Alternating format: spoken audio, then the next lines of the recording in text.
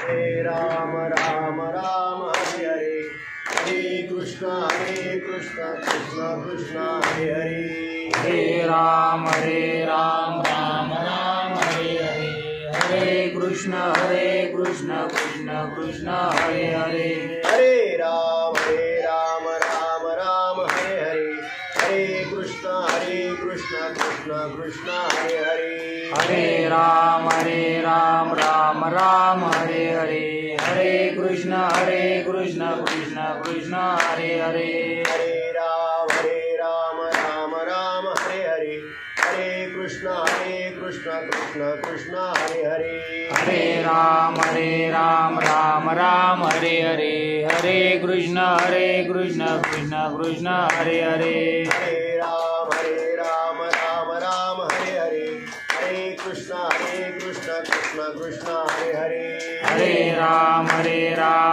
राम हरे हरे, हरे कृष्ण कृष्ण कृष्ण हरे हरे, हरे राम राम हरे हरे, हरे कृष्ण कृष्ण कृष्ण हरे हरे, हरे राम राम हरे हरे, हरे कृष्ण कृष्ण कृष्ण हरे हरे, हरे राम राम हरे हरे, हरे कृष्ण कृष्ण कृष्ण हरे हरे, हरे राम राम हरे हरे, हरे कृष्ण कृष्ण कृष्ण हरे हरे, कुंडली गवर्धे हरि विठ्ठल श्री ज्ञानदेव तुकाराम पंढरीनाथ भगवान की जय, माऊली ज्ञानेश्वर महाराज की जय, जगद्गुरु संत तुकाराम महाराज की जय, सच्चिदानंद सच्चिदानंद श्रीपाद भगवान की जय, सच्चिदानंद रामदास भगवान की जय, अवधूत चिंतनम गुरुदेव दत्त गोपाल कृष्ण भगवान की जय। ओम ब्रह्मानंदं परमसुखदं केवलं ज्ञानमूर्तिं द्वन्द्वातीतं गगनसदृशं तत्त्वमस्यादिलक्ष्यम् एकं नित्यविमलमचलं सर्वदी साक्षिभूतं भावातीतं त्रिगुणरहितं सद्गुरुं नमामि। गुरुर्ब्रह्मा गुरुर्विष्णु गुरुर्देवो महेश्वरा, गुरु साक्षात् परब्रह्म तस्मै श्री गुरुवे नमः।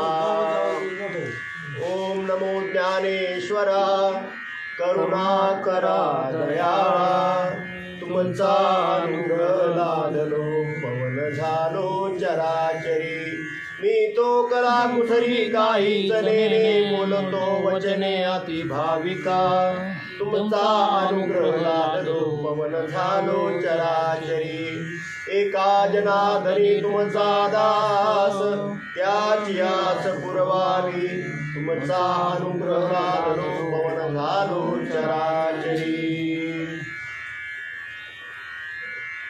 धन्य आजी दिन झाले संताचे दर्शन, झाली पापा तापा तुटी, दैन्य गेले उठाउठी, झाले समाधान पायी विसावले मन, तुका म्हणे आले घरा तोची दिवाळी दसरा, झाली पापा तापा तुटी, दैन्य गेले उठाउठी। प्रसूत प्राप्त प्रसंगी सेवेकरता निवडलेला अभंग जगद्गुरु जगद्वंदनीय श्रीमंत वैराग्याचे महामेरुमुनी भागवत धर्माचे कळस संत तुकाराम महाराज आजच्या दिवसाला धन्यता देतात। आजच्या दिवसाची धन्यता भगवंताच्या समोर व्यक्त करतात। सेवेला सुरुवात करण्यापूर्वी थोडासा परिहार द्यावा तो असा, आज या ठिकाणी आपल्या सर्वांचे परमस्नेही आदरणीय हरिभक्तपरायण अविनाश भाऊ मच्छिंद्र शेनकर यांचे चिरंजीव सर्वज्ञ या बाळाचा 5वा वाढदिवस आणि त्यानिमित्तानं ही सेवा जगद्गुरु तुकोबरा आजच्या दिवसाला धन्यता देतात। धन्य आजी दिन झाले संताचे दर्शन. तुकोबारायचा हा भाव मला वाटतं निश्चितच ज्यांच्या मुलाचा वाढदिवस आहे त्यांच्या अंतःकरणामध्ये हाच भाव असावा. धन्य आजी दिन. या बाळाची आजी आजोबा असतील त्यांच्या अंतःकरणामध्ये हाच भाव असेल धन्य आजी दिन. या बाळाचे सर्व आपण नातेवाईक आपल्या सगळ्यांना वाटतं की आज खऱ्या अर्थानं आजचा दिवस धन्य आहे. धन्य आजी दिन झाले संताचे दर्शन. निमित्त आहे वाढदिवसाचं, पण एवढे समोर तुम्ही संत मंडळी या ठिकाणी आज आलात, तुमचं दर्शन झालं, खऱ्या अर्थानं आजचा दिवस धन्य आहे असं मला वाटतं या आईवडिलांना नक्की वाटत असेल. तुम्ही सर्वजण या ठिकाणी आलात संतजन. साधकाचा अधिकार सामान्य नाही बरं. साधका तू माऊली पिके सारस्व तुझ्या पाऊली, या कारणे सावली न संडे तुझी. साधकाचा अधिकार माऊलीने सांगितला आणि तुम्ही सर्व माझ्या समोर बसले साधक संत वृंद मायबाप आहात. मलाही असा भाव निर्माण होतो माझ्या अंतःकरणामध्ये की धन्य आजी दिन झाले संताचे दर्शन. तुमच्या दर्शनामध्ये झाली पापा तापा तुटी, दैन्य गेले उठाउठी. आजपर्यंत जे काही दुःख होतं ते सगळं संपलं या क्षणी, असा भाव माझ्या अंतःकरणामध्ये आणि तुमच्या अंतःकरणामध्ये प्रगट झालेला असावा. झाले समाधान. बघा, वारकऱ्याला साधकाला आनंद सत्संगामध्ये आहे.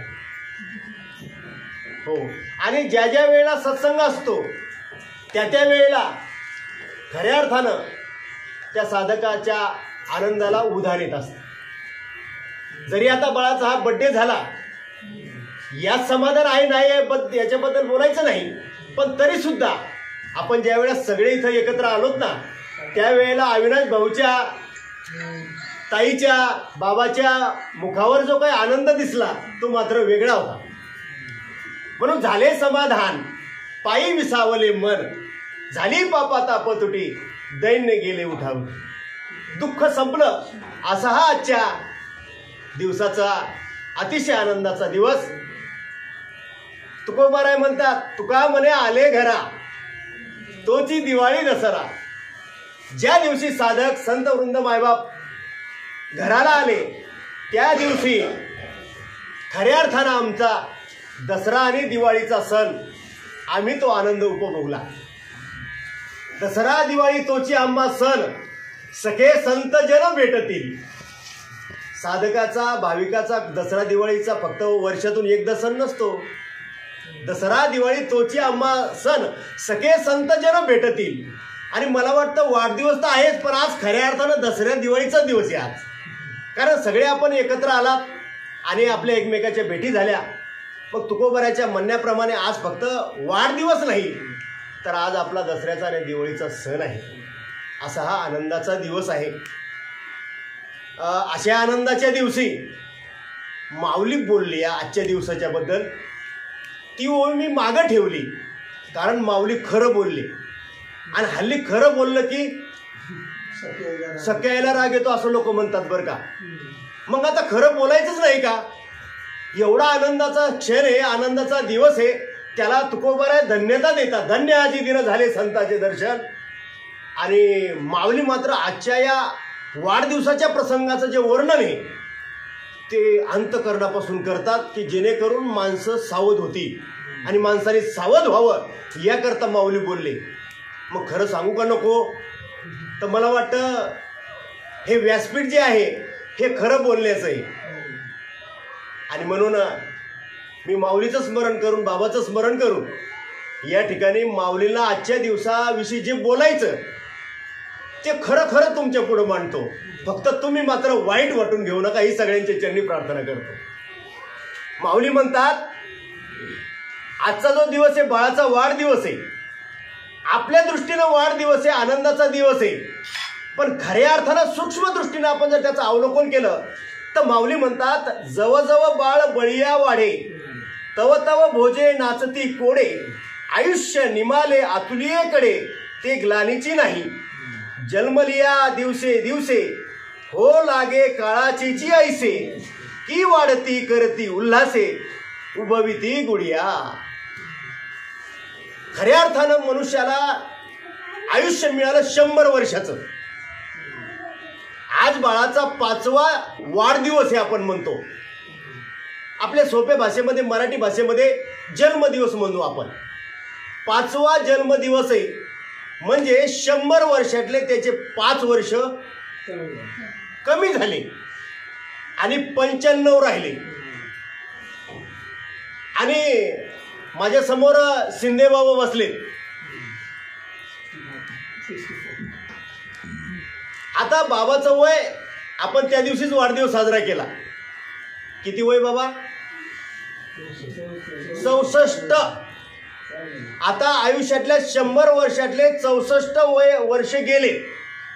खाली किती राहिले 100रातले?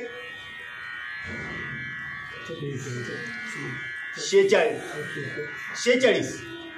मग आता ज्याच्या बँकेमध्ये 46 रुपये जास्त म्हणजे 46 रुपये तो मोठा का 95 रुपये बँकेत आहेत तो मोठा? नाही, रक्कम कोणती मोठी? 95 का 46? 95 मोठी आहे ना. म्हणजे बाळाचे दिवस राहिले 95 वर्ष आणि यांचे राहिले 46 वर्ष. आपण मोठं कोणाला म्हणतो? आता बाबाला आपण मोठं म्हणतो आणि बाळाला लहान म्हणतो. आणि मग ज्ञानोबरा याच्यावर बोलताना बोलता आ कटकटा ये ओखटे मृत्यू लोकीचे उफराटे येत जरी अवचटे जन्मला अशी तू तरी जडजडोनी वहिलानी ये भक्तीची ये वाटे लाग जिया पावशी अव्यंगनी धाम माझे. अरे बाबा, या लेकराचं वय अजून बरं, त्याला 95 वर्ष जगायचंय, त्याला आपण लहान म्हणतो. आणि ज्यांचे फक्त 46 वर्ष राहिले त्यांना आपण मोठं म्हणतो. हे खरं मृत्यू लोकाचं उफरट आहे म्हणतात. आता खऱ्या अर्थानं बाळाचं वय कमी कमी होत चाललं का वाढत चाललं? वय कमी कमी होत चाललं, पण आपण त्याला वाढदिवस म्हणतो. आणि ही परंपरा आपल्या हिंदू संस्कृतीमध्ये नाही. ही बर्थडे आहे ना, हॅपी बर्थडे हॅपी बर्थडे, हा ही परंपरा, ही संस्कृती आपल्या भारतीयांची नाहीच आहे. पण आता सगळं जग आपल्या मोबाईलमध्ये आले, त्याच्यामुळं आपल्याला त्यांना वेगळं करता येत नाही. आपण सगळे भाऊ भाऊ आहोत. मग काही गोष्टी त्यांच्या आपण स्वीकारलेल्या आहेत आणि आपण आपल्या त्यांनी स्वीकारलेल्या आहेत. वारीच्या वाटेनं फक्त महाराष्ट्रीयन भारतीय नसतात, तर अमेरिकेचे लोक सुद्धा वारीला असतात, इंग्लंडचे लोक वारीला असतात. म्हणजे ते वारीला येतात ना, ते आलेत तर मग ते आपले भाऊ झालेत. मग काही गोष्टी त्यांच्या आपण स्वीकारलेल्या आहेत आणि आपल्या काही गोष्टी त्यांनी स्वीकारल्यात. म्हणून वाढदिवस ही आपली संस्कृती जरी नसेल तरी आपण ती स्वीकारली. पूर्वी बाळाचा जर वाढदिवस असेल तर माळकऱ्याची मुलं त्यांच्या घरी वाढदिवसाला जात नव्हती. का? कारण त्यांच्या घरी केक होता तर तो मांसाहारी होता. त्यामुळं आपली माळकऱ्याची मुलं त्यांच्या घरी जात नव्हती वाढदिवसाला. का? तर तिथं आपल्या गळ्यामध्ये माळ आहे, तिथं जर गेलो तर अनर्थ होईल. पण काळ बदलत गेला. हो, मांसाहारी केक शाकाहारी झाला आणि माळकरी लोक अगदी आनंदाने ते केक घेऊन आपला वाढदिवस, मुलाचा वाढदिवस, सुनाचा वाढदिवस, लेकीचा वाढदिवस, लग्नाचा वाढदिवस, म्हणजे काही का होईना आनंदोत्सव साजरा करत आहे. खऱ्या अर्थानं जरी तो वाढदिवस नसेल पण आजच्या क्षणी सगळे पाहुणे रावणे साधक वृंद संत वृंद आज एकत्र आले म्हणजे किती आनंदाचा दिवस आहे. तर आपण माऊली म्हणतात त्याप्रमाणे आपण त्याचाही विचार करू की आपण मुलाचा वाढदिवस म्हणूच नाही. खऱ्या अर्थानं मुलाच्या आयुष्यातले 5 वर्ष गेले, हा तोच आपण विचार करू. आता राहिलेले वर्ष त्याचे सुखाचे, समृद्धीचे, आनंदाचे आणि भरभराटीत जावं असे आपण आजच्या दिवशी सगळे मिळून माऊलीच्या चरणी शुभेच्छा व्यक्त करूया. हा बाळाचा वाढदिवस झाला. आपले बरेच वाढदिवस झाले, आपले बरेच वाढदिवस झाले. जन्माला येणं आणि मरणं हे आपण आपल्या डोळ्यांनी बऱ्याच वेळेला पाहिलेले. आता जन्मदिवस आपण आनंदामध्ये साजरा करतो, की तो मरणाचा दिवस आपण मात्र आनंदामध्ये साजरा करत नाही. पण संतांच्या दृष्टीनं जन्मदिवस आणि मरणाचा दिवस वेगळा नाहीच आहे. पण आपण मात्र जीव असल्यामुळे, जीवदशेमध्ये जीवन जगत असल्यामुळं आपल्याला त्याचं थोडंसं कुतूहल आहे. जन्मदिवस म्हटला की आनंदाने अगदी आपण सगळं घर, आपला समाज आनंदाने पुढे उभारतो. पण खऱ्या अर्थानं सांगा बरं, माऊलीच्या भाषेमध्ये बोलायचं झालं तर जन्म होणं, जन्माला येणं सुखाचं आहे का? जन्माला येणं हे सुखाचं नाहीये. आपण जेवढं मानतो तेवढं नाहीये सुखाचं. ते एक एक योनी कोटी कोटी फेरा तेव्हा लागे वारा मानवाचा. 84 लक्ष योनीमध्ये एक जन्म झाला की दुसरा, दुसरा झाला की तिसरा, तिसरा झाला की चौथा. महाराज असे 84 लक्ष योनीमधले 83,99,999 जन्म जेव्हा संपतात त्यावेळेला मनुष्य जन्म मिळतो. बरं, एका वेळेला जन्माला यायचं म्हणजे ते काही साधं दुःख आहे का? 9 महिने 9 दिवस मातेची उदर कुवरी, पचवणी विष्टेच्या दाथरी, उकडोनी नवमासवरी जन्मो जन्मोनी मरती. माऊली ज्ञानोबारायचे शब्द आहेत, अंतकरणाला लागतील असे. आईच्या उदरामध्ये 9 महिने 9 दिवस. कुठल्या आईच्या जा? गाईच्या आईच्या जा, म्हशीच्या आईच्या जा, गाढवाच्या आईच्या जा, कोणाच्याही पोटामध्ये गेलात ना तुम्ही की 9 महिने 9 दिवस ठरलेलं आहे. आता 9 महिने 9 दिवस आईच्या पोटामध्ये ज्या वेळेला गर्भधारणा होते त्या दिवसापासून तर 9 महिने 9 दिवसापर्यंत त्या जीवाचा जर प्रवास आपण जर पाहिला माऊलीच्या म्हणण्याप्रमाणे, तर महाराज तो प्रवास इतका अवघड आहे की महाराज तो अवघड प्रवास साधू संतांच्या मुखातून जर ऐकला, काय सांगू गर्भीच्या यातना मज भोगिता नारायणा. पांडुरंगा, त्या गर्भामध्ये काय यातना होतात हे तुला माहित नाही, कारण तो अयोनित संभव येतो ना, तुला माहित नाही. पण आम्ही त्या वाटेने आलो, त्या रस्त्याने आलो, काय यातना असतात भगवंत आहे तुला माहिती नाही. अरे 9 महिने 9 दिवस आईच्या उदरामध्ये इथं साधा चटका लागला ना तर महाराज लगेच नाही का डॉक्टर, काय असेल ते मलमपट्टी, काय असेल ते औषध गोळ्या. महाराज थोडा चटका लागला तर व्यवस्था आहे. पण आईच्या पोटामध्ये, अरे बाहेर आल्यानंतर ह्या चमडा हे चांबडे, पण आईच्या पोटामध्ये फक्त गर्भामध्ये मासाचा गोळा आहे, त्याच्यावर असं वेस्टर्न नाहीये चांबड्याचं. ज्या वेळेला आई जेवण करते आणि जेवण केल्यानंतर ज्या वेळेला त्या जेवणाचं रक्त मांस बनवण्याकरता काय व्यवस्था आहे आतमध्ये, तर आधी खाल्लेलं अन्न ते शिजवलं जातं. हो, जठराग्नी असतो तिथे, त्या जठराग्नीच्या माध्यमातून ते शिजवलं जातं आणि शिजवल्यानंतर मग ते पचवलं जातं आणि त्याच्यानंतर मग रक्त काय मेद ह्या सगळ्या गोष्टी बनतात. तर मग ज्या वेळेला आई अन्न खाते आणि अन्न खाल्यानंतर ते शिजवण्याकरता जठराग्नी प्रदीप्त होतो. तो कसा होतो माहिती का? आपला गॅस सारखा, गॅस पेटतो तसा. आणि मग त्या गॅस पेटवलं तर त्या पातेल्यामध्ये जे बटाटे असतात ते बटाटे कसे उकडतात पाहिले का तुम्ही? हो, जसा जेव्हा जठराग्नी प्रगट होतो, प्रदीप्त होतो, त्यावेळेला हा गर्भ म्हणजे आपण आईच्या उदरामध्ये त्या बटाट्यासारखे उकडू लागतो. मला सांगा, चटका लागला तर आता एवढ्या वेदना होतात. तो 9 महिने 9 दिवस आईच्या पोटामध्ये 2 टाइम नाही, जेवढ्या वेळेला काही खाईल, तिला जे जे खाऊ वाटल त्या वेळेला महाराज तो जठराग्नी प्रदीप्त होत होता. आणि तेवढ्या वेळा आपल्याला त्या जठराग्नीच्या महाराज ज्वाळा सहन कराव्या लागत होता, ते दुःख सहन करावं लागत होतं. आणि त्या जेव्हा महाराज सहन करत करत 9 महिने भरले, त्यावेळेला भगवंताला प्रार्थना केली आपण सगळ्यांनी, पांडुरंगा मायबापा एक वेळा करी या दुःखा वेगळे, दुरिताचे जाळे निवारोनी. भगवंता बस कर आता. अरे 184 मध्ये खूप सहन केलं, आताही 9 महिने संपत आले, काढ मला बाहेर, काढ मला बाहेर. जन्म सुखाचा आहे का? सुखाचा आहे जन्म? आपण जन्मोत्सव साजरा करतो तसा जन्मोत्सव आहे का?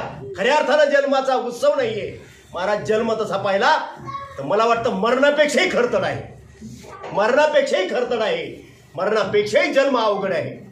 आणि ज्या वेळेला भगवंताला प्रार्थना केली त्यावेळेला भगवंतानी महाराज तिथं येऊन आपल्याला जवळ येऊन भेट दिली.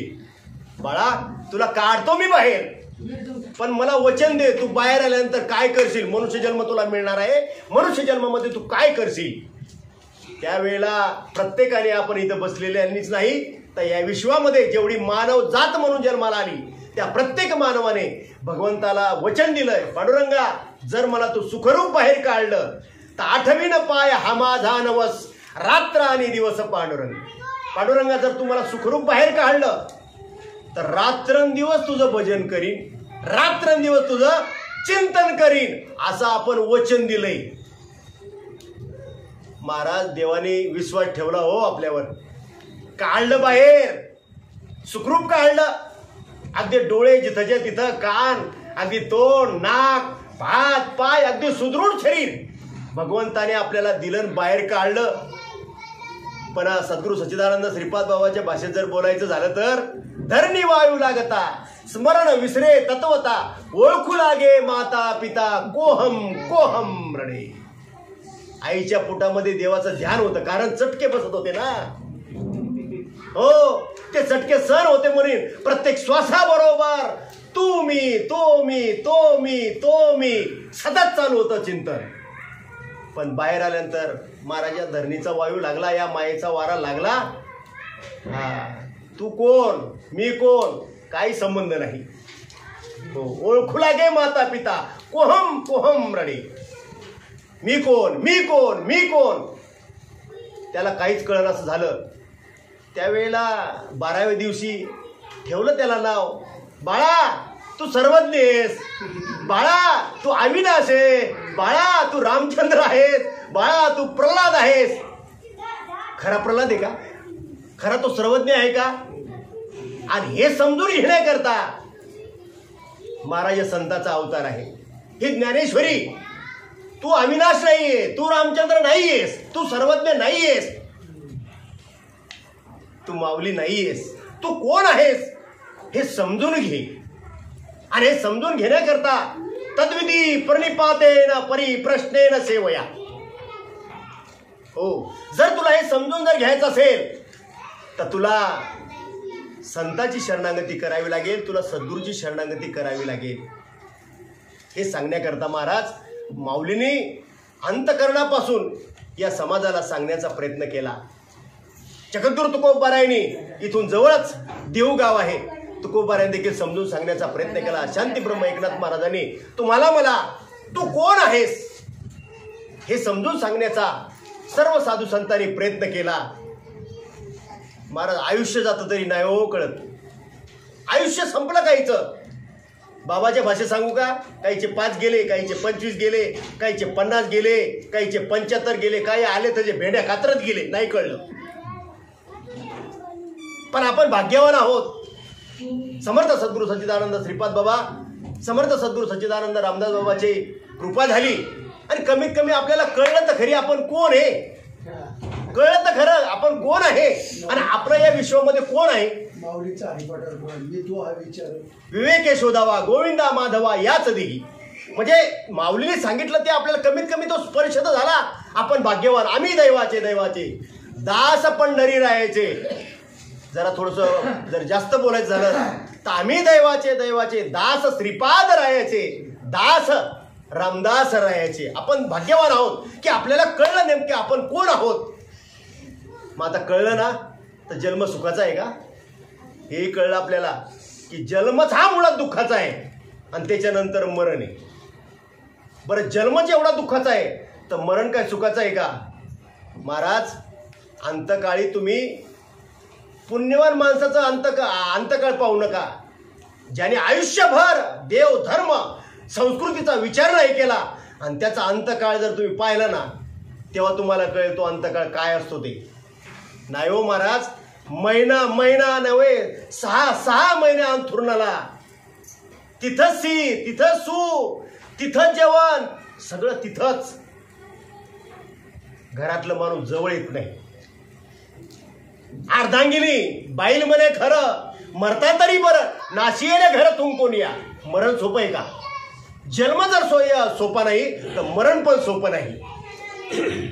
पण एक दिन तो जाना ही पडेगा, एक दिन तो सबको मरना ही पडेगा, मरावं तर लागणार आहे. तर मग संत मायबाप आपल्याला सल्ला देतात, आपल्याला विचार देतात की जन्माला येणं सोपं नाही, मरणही सोपं नाही. जन्म उत्सव साजरा करणं सोपं आहे, पण जन्माला येणं सोपं नाहीये. मरण उत्सव साजरा करणं सोपं आहे. काय नाही, एकदा वडील गेले की एकदा बुंदी घातली की झालं, काय राहिलं दुसरं.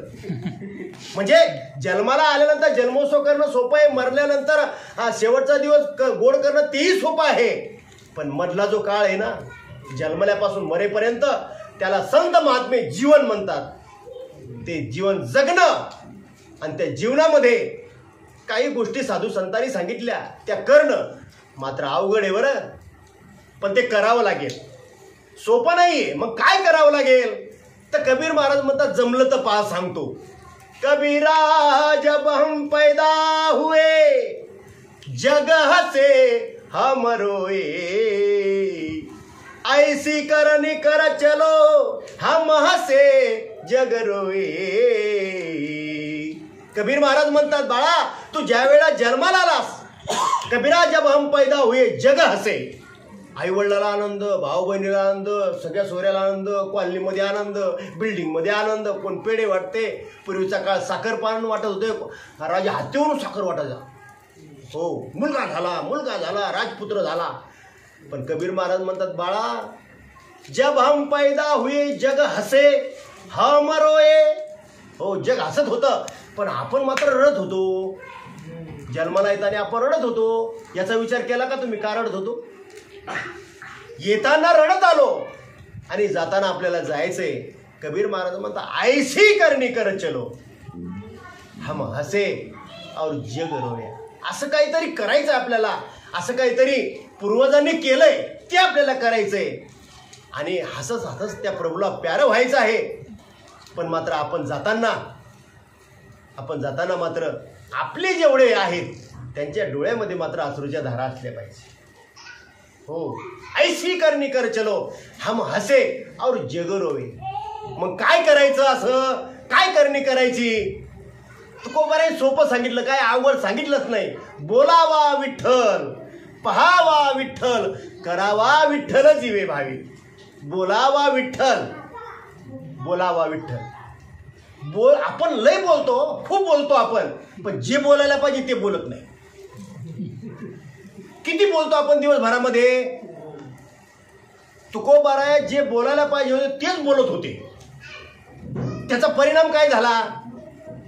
त्याचा परिणाम देवाला त्याची दखल घ्यावी लागली.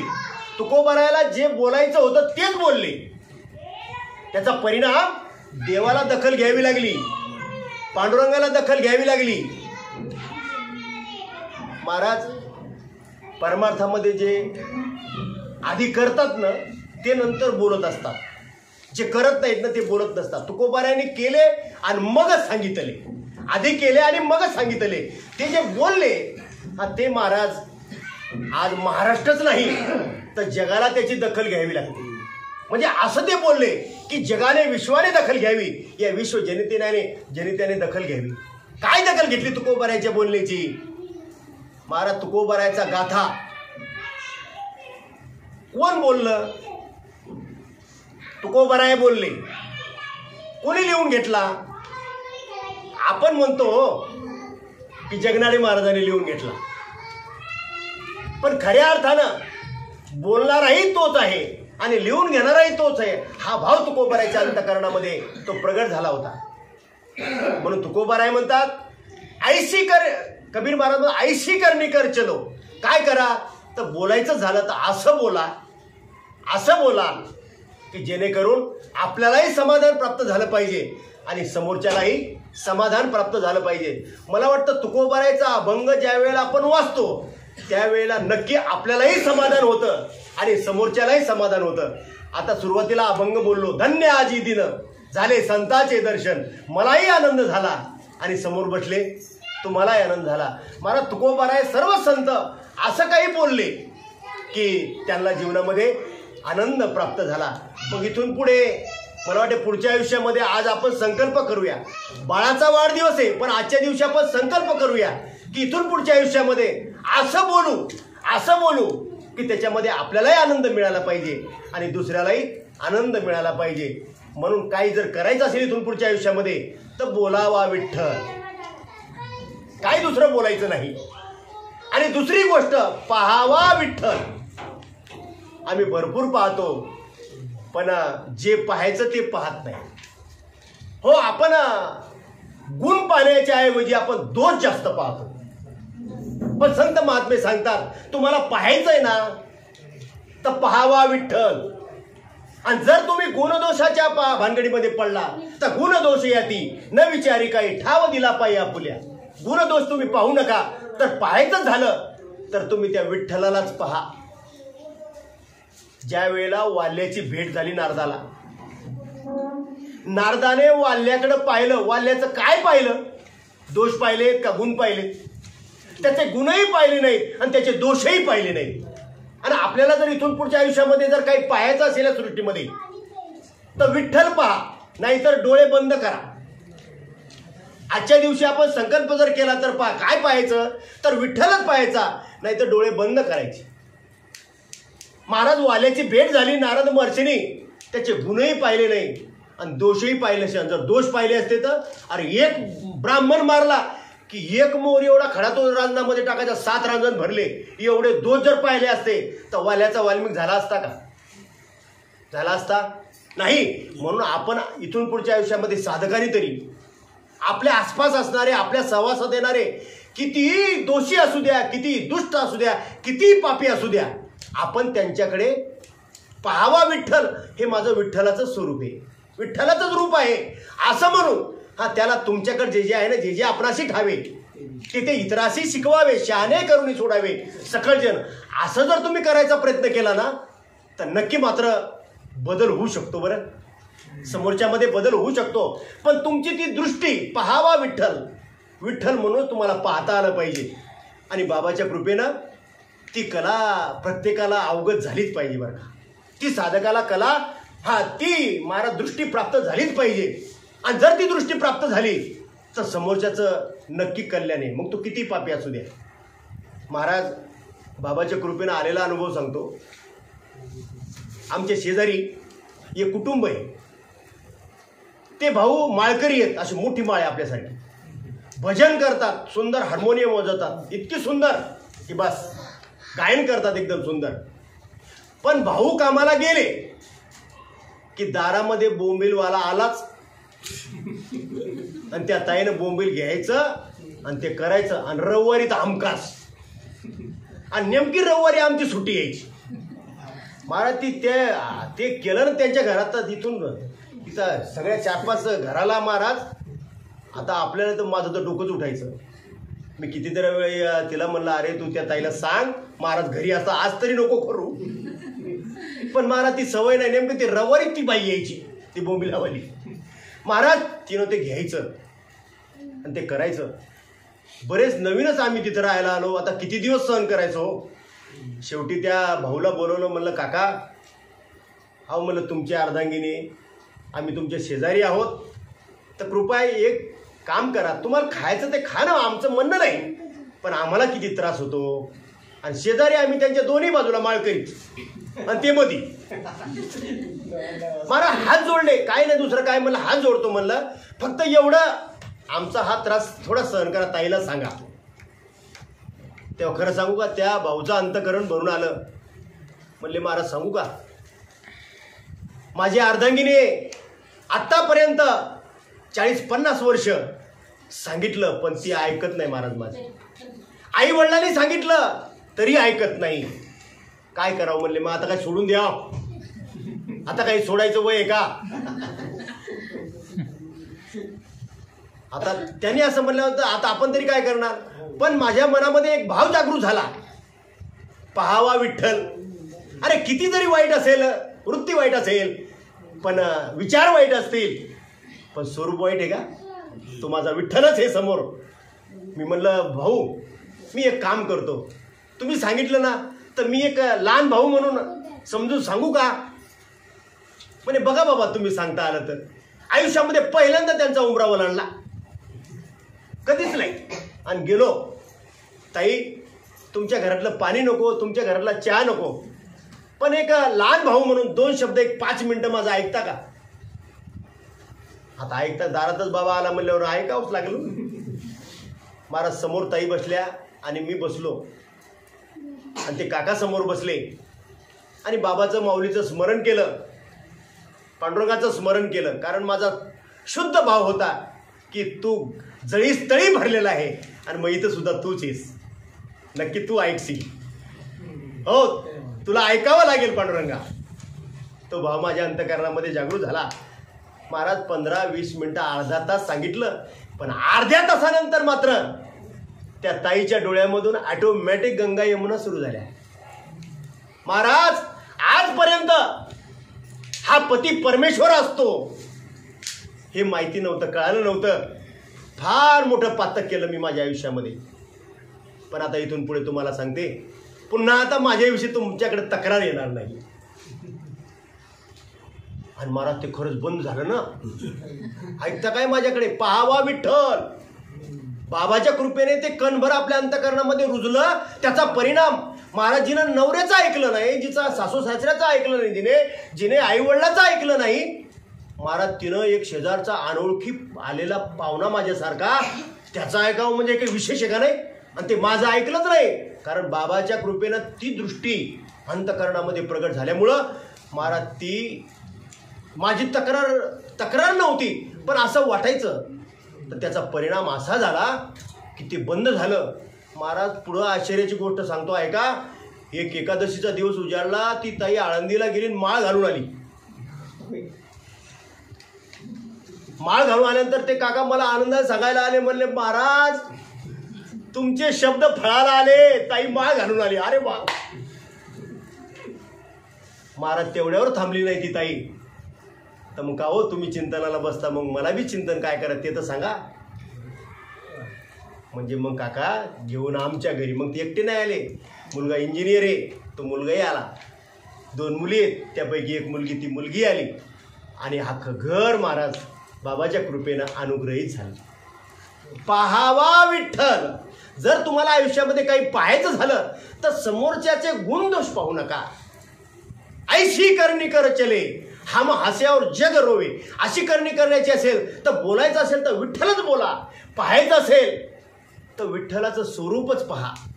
आणि खरंच सगळीकडे विठ्ठलच भरलेला आहे हो. विठ्ठल जळीस तळी भरला, पिता ठाव नाही उरला, तो म्या दृष्टीने पाहिला विठ्ठलाची विठ्ठल.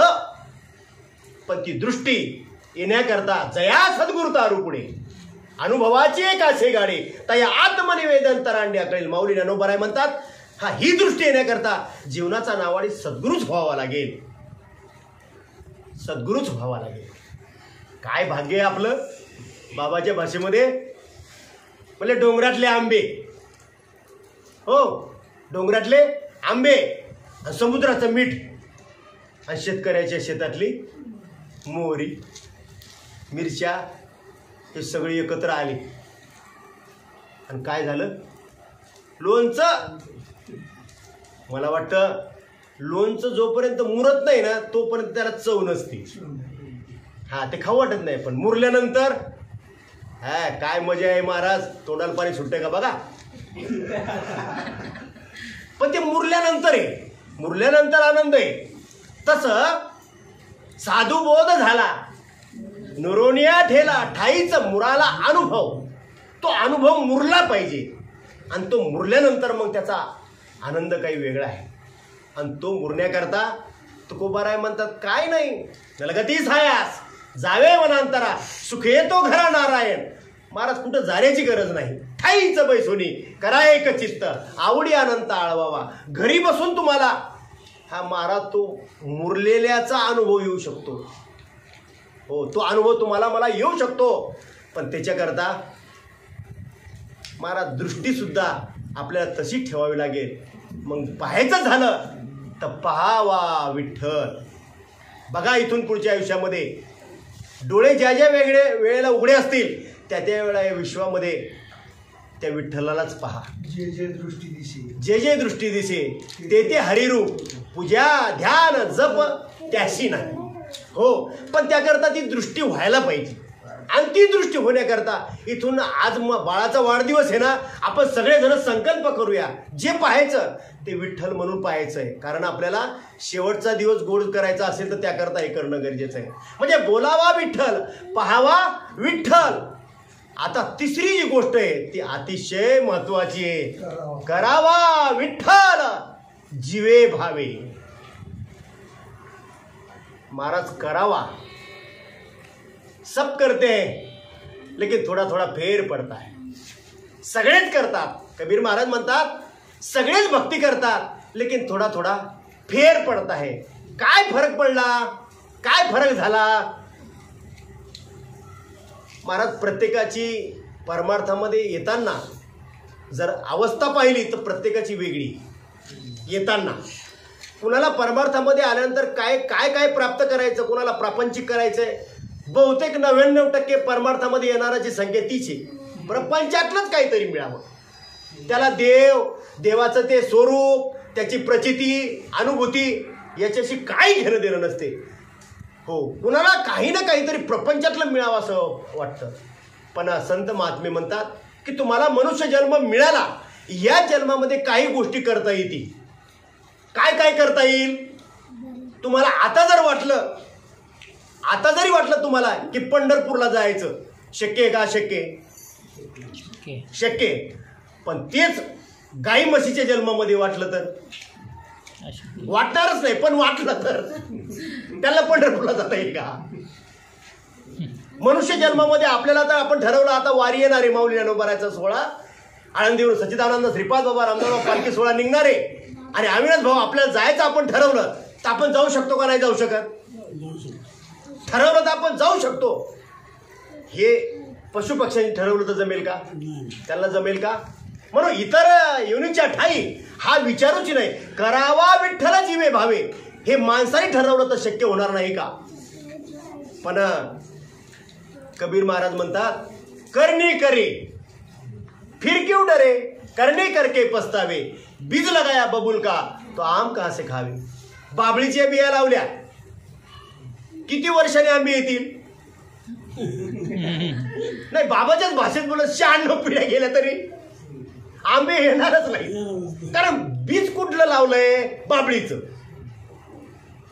तर जर तुम्हाला आंब्याची अपेक्षा असेल तर आंब्याच्या कोई लावायला शिका. हो, मग काही करायचं असेल तर प्रत्येकाने करावा विठ्ठल जीवे भावे. जीवे भावे हा शब्द जरा तुकोबारायांनी मार्मिक वापरला बरं का. हो, आणि जीवाभावाने करायचं म्हटलं की महाराज खरंच अंतःकरणामध्ये भावच प्रगट होतो. मला आता पांडुरंगाची आठवण झाली, कारण त्या पांडुरंगाच्या कृपेनं आज मी तुमच्या पुढे बोलते. आता या क्षणी मला त्या पांडुरंगाबरोबर स्वामी तिन्ही जगाचा आई विना भिकारी म्हटलंय, मला त्या आईची आठवण होते. जीवभाव हा शब्द आहे ना, त्याकरता तो अंतःकरणामध्येच तो प्रगट व्हावा लागतो. महाराज या पांडुरंगाच्या कृपेनं मनुष्य जन्म सगळ्यांनाच मिळाला, पण जे ऐश्वर्य परमार्थाचं आहे ते सगळ्यांना आहे का? नाही नाही, माझं तर मत असं आहे, माझ्या एवढं परमार्थातलं ऐश्वर्य जगामध्ये कुणाकडेच नाही, कुणालाच नाही. एवढा आनंद ऐश्वर्य माझ्या जीवनामध्ये मला प्राप्त झाला आणि मला वाटतं त्या पांडुरंगाच्या कृपेने झाला. पण पांडुरंगाने कृपा देखील करण्याचं कारण निमित्त जर असेल तर ती माझी आई. 9 दिवस 9 महिने 9 दिवस पोटामध्ये वागवलं. एकाला नाही ना, आम्ही 10 भावंड होतो, 10.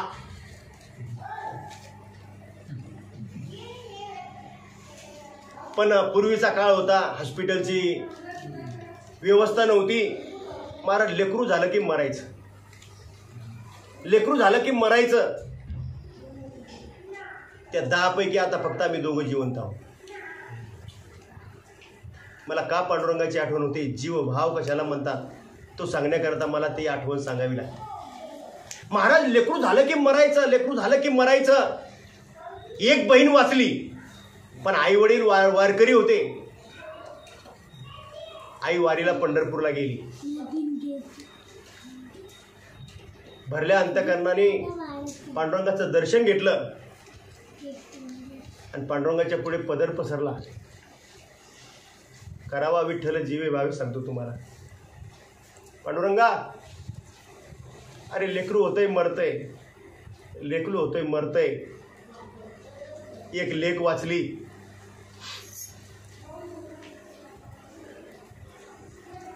पण उद्या जर आमचं काही कमी जास्त झालं तर तुझी वारी कोण करेल? एक वारकरी ती तरी पोटाला दे. महाराज जो त्याच्या समोर जातो आणि झोळी पसरतो ना, कोणाची झोळी तो खाली नाही ठेवत. महाराज मायनं पदर पसरला आणि त्या पांडुरंगाने, त्या परमेश्वराने महाराज तिच्या कष्टाचं फळ, तिच्या सेवेचं फळ तिच्या पदरामध्ये टाकलं. माय घरी आली. पुन्हा 9 महिने 9 दिवस भरले. 9 महिने 9 दिवस भरल्यानंतर रामनवमीचा दिवस आणि रामचंद्राचा जन्म झाला. महाराज त्या पांडुरंगाची कृपा. आणि म्हणूनच मला वाटतं या मार्गाला मी लागलो. बाबाची माझ्या आयुष्यामध्ये भेट झाली. जर पांडुरंगाची कृपा झाली नसती तर मग असे किती आले होते ना आईच्या पोटी. आलं येतन मरत होते, येतन माझाही तसाच झाला असता ना महाराज शेवट. पण पांडुरंगाची कृपा, हो, त्या भगवंतानी कृपा केली म्हणून खऱ्या अर्थानं तुमच्या पुढे उभा आहे. आणि तेव्हापासूनच ठरवलंय महाराज. कळत नव्हतं, काहीच कळत नव्हतं. वडील भजनाला निघाले, अहो ते कडेवर घेऊन मी त्यांच्या मागच लागायचो. जेवायचो सुद्धा नाही घरामध्ये, थांबायचोच नाही. ते कडेवर घेऊन जायचे. मग ती झोप नका होईना. करावा विठ्ठल जीव भाव, हा जो काही भाव आहे तो बालपणापासूनच महाराज तो अंतःकरणामध्ये प्रगट झाला. हो, आई कुठं निघाली ना पोथीला की आईच्या मागं लागायचं. तिथं जाऊन झोप नका हो नाही होईना. पण तो भाव तेव्हापासून प्रगट झाला.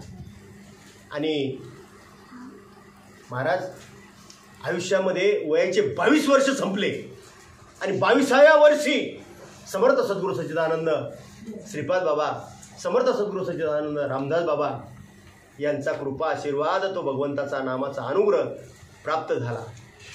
आणि महाराज नामाचा अनुग्रह प्राप्त झाल्यानंतर महाराज खरा जो भाव आहे, जीव भाव आहे, तो जीव भाव अंतःकरणामध्ये प्रगट झाला. आणि तो प्रगट झाल्याची लक्षणं महाराज ज्ञानोबाराय ज्ञानेश्वरीमध्ये प्रगट केली, नाथरायनी भागवतामध्ये प्रगट केली आणि तुकोबाराय सोप्या भाषेमध्ये अभंगामध्ये प्रगट केली. कंठी प्रेम दाटे, नैनी नीर लोटे, हृदयी प्रगटे रामरू. हो, मग हा भाव आपल्या अंतःकरणामध्ये प्रगट व्हायला पाहिजे. पण तो केव्हा होईल? करावा विठ्ठल. विठ्ठल जर तुम्ही केला तर मात्र तो भाव तुमच्या जीवनामध्ये, तुमच्या अंतःकरणामध्ये प्रगट होईल. मग आता करावा विठ्ठल, तो कसा करावा? सांगणारे भरपूर आहेत. बाबाच्या भाषेमध्ये गुरु या परीचे, चेले शिटाव बंदरीची. हो, सगळेच सांगतात, सगळेच करतात, पण ती परमार्थातली उच्च कोटीची जी अवस्था आहे, ती भाव अवस्था जीवनामध्ये तुकोबाराय म्हणतात, करावा विठ्ठल जीवे भावे, तेव्हा ती उच्च कोटीची अवस्था तुमच्या जीवनामध्ये प्राप्त होईल. आणि ती अवस्था प्राप्त होण्याकरता आपण तुकोबारायचं थोडं जीवन पाहू. आपल्या जवळ तुकोबाराय काय केलं? तुकोबारायनी महाराज एक धंदा नाही केला, 50 धंदे केले. 50 धंदे केले. कशा करता? ईद भरपोट भरण्याकरता. तर धंदा करणं, व्यवसाय करणं, नोकरी करणं, शेती करणं हे चुकीचं नाही, हे वाईट नाहीये. हे प्रापंचिक, हे कर्म आहे, हे आपण केलंच पाहिजे. पण प्रापंचिक कर्म करता करता त्यांनी जे केलं ते आपल्याला करायला जमलं पाहिजे. आपण ते करतो का? तर ते आपण करावं याकरता सांगतो. पहा, सगळ्यांनी लक्ष देऊन ऐका. करावा विठ्ठल, पण तो कसा करावा? प्रपंच सोडून का प्रपंच धरून? तर प्रपंच करून करावा. पण तो कसा करावा? तर त्याच्याकरता जे महात्म्याच्या मुखातून ऐकलं ते तुमच्या पुढे मांडतो. जर तुम्हाला मनुष्य जन्म मिळाला, प्रपंच करून जर परमात्मा साध्य व्हावा असं वाटत असेल, तर तुम्हाला 10% प्रपंच करावा लागेल आणि 90% परमार्थ करावा लागेल. 24 तासातला 10% वेळ प्रपंच करता द्यायचा आणि 90% वेळ परमार्थ करता द्यायचा. महाराज काही मंडळी आली समोर, म्हणले महाराज आताच म्हणले शिक्षण झालं, आताच नोकरी लागली आणि आताच नवीन लग्न झालं आणि आताच एक मुलगा झाला. अहो आता म्हणले तरुण वय, नोकरीचं हे सगळं आजामजा करायचं वय, आणि तुम्ही सांगता 10% वेळ म्हणजे प्रपंच करता 90% परमार्थ करता, कसं शक्य आहे? मग तुकोबाराय म्हणतात जरा जवळ या, काही हरकत नाही. देवाच्या बाजूने, देवाच्या वतीने मी तुम्हाला कन्सेशन देतो. 25% प्रपंच करता द्या आणि 75% परमार्थ करता द्या. करावा विठ्ठल, कसा करावा, कोणत्या रीतीने करावा, या पद्धतीने करा लागेल. 75% तुम्हाला परमात्म्या करता वेळ द्यावा लागेल आणि 25% प्रपंच करता द्यावा लागेल. पण तरी सुद्धा माणसं महाराज नाही ना भागत, नाही ना शक्य. अहो 8 ड्युट्या येतात म्हणले कामाच्या, 12 ड्युट्या. कोणाला फर्स्ट आहे, कोणाला सेकंड आहे, कोणाला थर्ड आहे. महाराज फर्स्ट सेकंड थर्ड 3 ड्युट्या कराव्या लागतात हो. तेव्हा कुठेतरी पोट भरतं. महाराज कसं शक्य आहे? 25% वेळ प्रपंच करता, 75% परमार्थ करता. त्यावेळेला मग मात्र संत महात्म्यांनी सांगितलं, मग आता शेवटचा वेळ देतो, ते ऐकाल का? हो म्हणले ऐकू. म्हणले मग आता 50% वेळ प्रपंच करता आणि 50% वेळ परमार्थ करता. हे जमलं तरच 84 लक्ष योनीतून सुटका. आणि हे जर ज्याला जमणार नाही त्याने समजायचं पुढचा जन्म आपला डुकराचाच आहे, दुसरा जन्मच नाही. मग तो माळकरी असू द्या, तो कीर्तनकार असू द्या, तो प्रपंचकार असू द्या, तो अधिकारी असू द्या, नाही तो कोणता संन्यासी असू द्या. जर तुम्ही मनुष्य जन्मामध्ये आलात तर 50% कमीत कमी प्रपंच करून जर परमार्थ करायचा असेल तर प्रपंच जेवढा निम्म वेळ प्रपंचाला द्यायला, तर निम्म वेळ तुम्हाला परमार्थ करता द्यावा लागेल. देता येईल का? नाही. शक्य आहे का? तुमचं सांगा, म्हणजे मग मी माझं सांगतो, तुकोबारायचं सांगतो, ज्ञानोबारायचं सांगतो. कारण अनुभव आले अंगा. परमार्थ हा अनुभवाचा विषय, हा बोलण्याचा नाही विषय. बोलता सोपे वाटते, पण करणी करता तीर कापे म्हणतात. तसं परमार्थ बोलणं सोपं आहे. इथं व्यासपीठावर बसलं की काय नाही, ज्ञानोबाच्या ओव्या 5-50 पाठ असले की झालं काम, 5-50 भागवताच्या ओव्या पाठ असले की झालं काम सांगण्यापुरतं. पण महाराज करणी करता तीर कापे. आणि आम्ही बाबाच्या सहवासामध्ये 1992 ते 98 बाबाच्या सहवासामध्ये काही गोष्टी अनुभवल्यात. किती अवघड काळ होता. जर बाबाच्या काळ जर एवढा अवघड होता तर माझ्या तुकोबाराचा काळ किती अवघड असेल. कालच आम्ही भंडारा डोंगरावर गेलो. कालचा अख्खा दिवस तुकोबाराच्या सहवासात होतो. अख्खा दिवसभरामध्ये महाराज दुसरं काहीच नाही, फक्त नामस्मरण आणि तुकोबाराची आठवण. एक आठवण आली की डोळ्यातून घळाघळा अश्रूच्या धारा वाहत होत्या. तुकोबाराने काय केलं हे तिथं गेल्यानंतर, त्याचा स्पर्श झाल्यानंतर कळतं बरं. पण आपल्याला तिथं जायला जमते का? जाऊ शकतो का आपण? तेवढा वेळ देऊ शकतो का? देता येईल, पण आपण देत नाही. तुकोबाराने काय केलं तर त्यांनी प्रपंच केला नाही का? महाराज मिरच्याचे पोते घेऊन इथून कोकणामध्ये विकायला गेली. सोपं आहे का? तिकडचं मीठ आणायचं, उचलायचं बैलावर आणि ते इकडं आणून विकायचं. त्याने काही कमी नाही व्यवसाय केला, कमी धंदा नाही केला, शेती कमी नाही केली. मला वाटतं या देऊ गावामध्ये सगळे श्रीमंत तुकोबाराय होते. 64 लाखाची जहागिरी होती तुकोबारायची. मग आता एवढी जहागिरी ज्यांच्याकडे होती, श्रीमंती होती, तर त्यांना 50% वेळ देता आला असेल का? देता यायचं त्यांनी ठरवलं तरी देता आला असेल का? देता येत नव्हता. म्हणून तुकोबारायच्या लक्षात आला, हे जर करत बसलो तर ते गाठणं शक्य नाही. म्हणून तुकोबारायने दुष्काळ हे निमित्त झालं. आता दुष्काळ जरी पडला होता तरी घरामधलं दुसऱ्याला द्यायचं का नाही द्यायचं हे त्यांच्या मनावर होतं ना. पण तुकोबाराने सगळं वाटून दिलं, सगळं वाटून दिलं. किती वाटून दिलं? अहो महाराज, आवली दळाय बसली तर महाराज फकीर जर बाहेर आला तर त्या तुकोबाराने ते पीठ सुद्धा भरून दिलं. हो, किती द्यावं? कारण तुकोबाराला ही गोष्ट कळाली होती, कारण त्याची दृष्टी झाली होती. जळीस तळी विठ्ठलच भरलेला आहे. दारामध्ये आलेला फकीरही विठ्ठलच आहे आणि दळणदळती तोही विठ्ठलच आहे. हो, म्हणजे असा भाव तुकोबाराच्या अंतःकरणामध्ये तो निर्माण झाला होता. आणि तो भाव आपल्या अंतःकरणामध्ये निर्माण होण्याकरता नाही आपल्याला जास्त 10% प्रपंच, 90% परमार्थ, पण 50% मात्र 12 तास परमार्थ करता आणि 12 तास तुम्हाला प्रपंचाकरता द्यावेच लागतील. शक्य आहे का? आहे शक्य का? त्याचा एकदा छंद लागल्यानंतर मग गोविंद गोविंद म्हणा लागली या छंद. फक्त आवड निर्माण झाली पाहिजे. आवड निर्माण झाल्यावर का होत नाही? क्या बात आहे. होणारच, होणारच. हा, मी छाती टेकवली इथं सांगतो होणारच. एक तुमचं काय मत आहे? किती वेळा आपण चिंतनाला देतोय? 25% चिंतनाला आणि 75% प्रपंच करता. चला, काय हरकत नाही. भाऊ, तुमचं काय म्हणणं आहे काका? ऐकू द्या महाराष्ट्राला. किती वेळ? हे आपलं घरचं प्रवचन आहे, घरातलं प्रवचन. आपण सगळे घरचे आहोत आणि एक आई बापाचे आहोत. श्रीपाद बाबा, रामदास बाबा हे आपले माय बाप आहेत. आपण त्यांचे लेकर आहोत. चला, आपण थोडा आजच्या दिवशी वाढदिवस बाळाचा आहे, पण संकल्प आपल्याला करायला काय अडचण? 2 मिनिटं. बोला.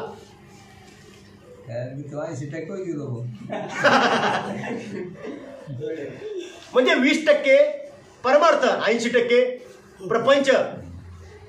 काका, तुमचं काय मत आहे? 50-50.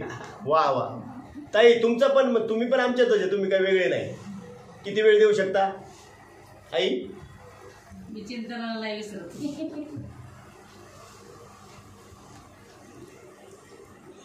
मला शक्य आहे का ते? तर तुमच्या पुढे बोलणार आहे ना, टमाटमा फक्त बोलत नाही, काही गोष्टीचा अनुभव येण्याकरता ते करावंच लागतं. हा माझा दृढ निश्चय. रात्री झोपायचं कधी हे मला माहिती नसतं.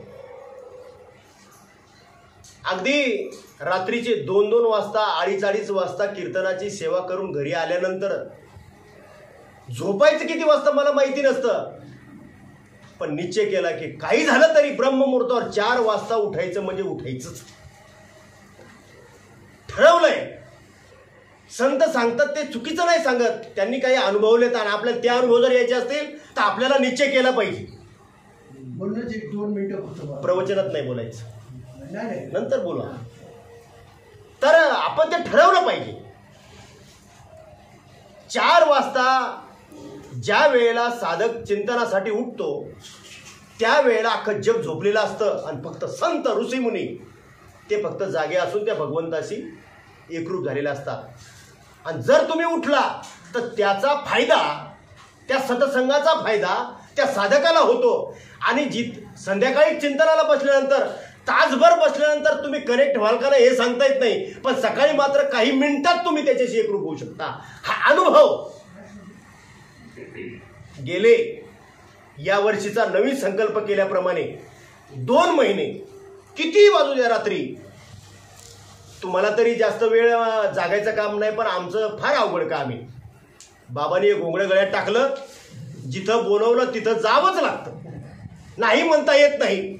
मग आता वाढदिवस असला तरी आम्हालाच बोलवतात, कीर्तन असलं तरी बोलवतात, एखाद्याची सोयरीक असली सोयरिकीला बोलावं का, सोयरिकीलाही बोलवतात, हो लग्नालाही बोलवतात.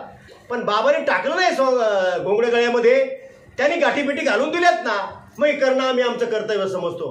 पण हे कर्तव्य करत असताना रात्री झोपायचं माहीत नाही, पण सकाळी मात्र 4 वाजता उठणं हे मात्र अजून चुकलं नाही.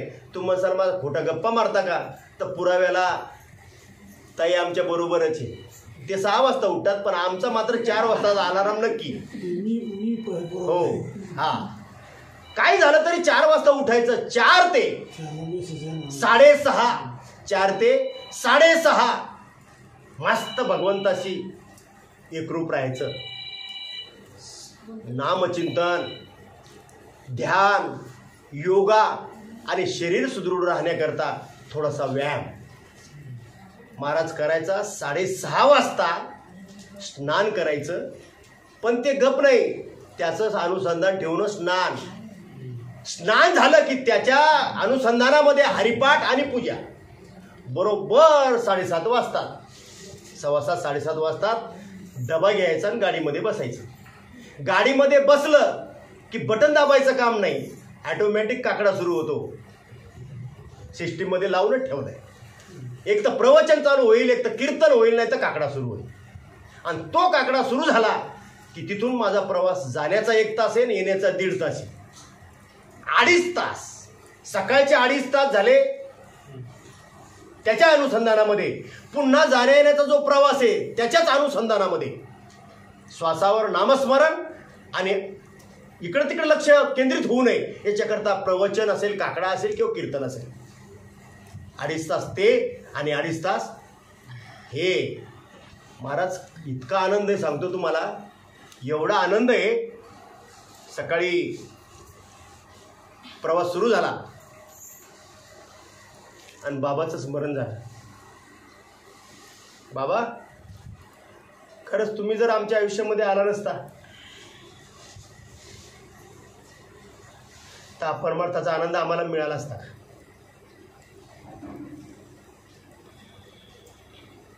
माळकरी होतो आम्ही, पण तुम्ही जर आमच्या आयुष्यामध्ये आला नसता तर आत्मानंद आमच्या आयुष्यामध्ये आम्हाला मिळाला असता का? महाराज गाडी चालवत होतो आणि बाबाची अंतःकरणापासून ते स्मरण झालं. गाडी बाजूला घेतली आणि अंतःकरणामधला तो भाव प्रगट झाला. पुन्हा शांत झालो आणि गाडी काढली. रोज त्या क्षणाची नक्की आठवण होते. माऊली नक्की त्यावेळेला आठवतात, त्यावेळेला तुकोबार आठवतात. त्यावेळेला जे जे काही ज्येष्ठ वरिष्ठ साधक आहेत त्या साधनेवर आरूढ आहेत त्यांचं स्मरण नक्की झाल्याशिवाय राहत. करता येत नाही परमार्थ प्रपंच करून, करता येतो पण ठरवलं पाहिजे. वास्तविक असं आहे, साधना कुणी कुणाला सांगू नये असं शास्त्र आहे. पण आज जर माझी साधना सांगल्यानंतर एखाद्या वेळेला माझी कमी होईल, पण समोरच्या तुमचा जर त्याच्यामध्ये थोडासा जर निश्चय झाला आणि तुमची जर साधना वाढली तर मला आनंद होईल. निश्चय करा होते, ते करता येतं पण ते करावं लागेल. मग तिथून पुढे 8 तासाची ड्युटी सुरू होते. आता ड्युटी करणारे तुम्ही असाल, इंजिनिअरिंग कॉलेजमध्ये MIT इंजिनिअरिंग कॉलेजमध्ये सर्व्हिस करतो, 8 तास ड्युटी करतोय. तर ती 8 तास ड्युटी करत असताना देखील ठरवलंय काही झालं तरी 8 तासातले 4 तास अनुसंधान राहिलंच पाहिजे. कितीही काम असू द्या, केवढीही जबाबदारी असू द्या, काही झालं तरी शक्य आहे, शक्य झालंय, मला त्याचं समाधान. मोजा तास मोजा, 5 आणि 4. बरोबर 5:30ला घरी आलं की माऊली 7 वाजता जेवायला लागते म्हणून 7 वाजेपर्यंत डबा तयार ठेवली. तोपर्यंत दिवा लावणे, पूजा करणे, चिंतन करणे आणि 7 वाजता वदनी कवळ घेता नाम घ्या श्रीहरीचे, सहजवन होते नाम घेता फुकाचे. हो, भगवंताचं नामस्मरण करत करत, हो भोजन हे हा यज्ञ आहे त्याला समर्पित करायचा. त्याच्या चिंतनामध्ये चिंतन करत करत भोजन करायचं आणि त्याच्यानंतर शतपावली करावी लागते म्हणतात. मग शतपावली करायची या कॉलनीमध्ये, या कॉलनीच्या शेवट टोकातून त्या ठिकाणी टाकावं. मग ते रिकामं नाही फिरायचं. तर अनुसंधान श्वास चालू आहे ना, तर अनुसंधान लक्ष ठेवायचं. निश्चय करावा लागतो त्या गोष्टीसाठी. महाराज ते सुरू राहतं. मग तो झाला का की मग तिथून पुन्हा पुढे टी व्ही चालू असतं, घरामध्ये कीर्तन चालू असतं कोणाचं तरी. मग वाटलं कीर्तन चालू नाही तर मग आपले ग्रंथ घरामध्ये आतमध्ये माऊली असतातच, हे भागवत असते ते, मग ते काहीतरी करायचं. ते त्याचा कंटाळा आला की चिंतनाला बसा. असं करता करता 9:30 पर्यंत तो वेळ खर्च होतो आणि 9:30ला मात्र मग पडायची तयारी होते चिंतनामध्ये. आणि पुन्हा सकाळी 6-6.5 तासांनी पुन्हा 4 वाजता उठणेच आहे. सांगा शक्य आहे का नाही शक्य आहे? तर करतो म्हणून असं वाटते ते प्रत्येकाला शक्य आहे. हो, आणि म्हणून केल्याने होते, आधी केलेची पाहिजे. करावा विठ्ठल जीवे भावे, पण ते इथून व्हायला पाहिजे, वरवर नाही होत. हो, वरवर करून नाही होत ते. आणि म्हणून तुम्ही ते केलं पाहिजे. मग काय केलं पाहिजे? तर बोलायचं असेल तर ते विठ्ठलच बोलायचं, पाहायचं असेल तर विठ्ठलच पाहायचा, आणि करायचं असेल तर विठ्ठलच करायचा. महाराज हे ठरवावं लागेल.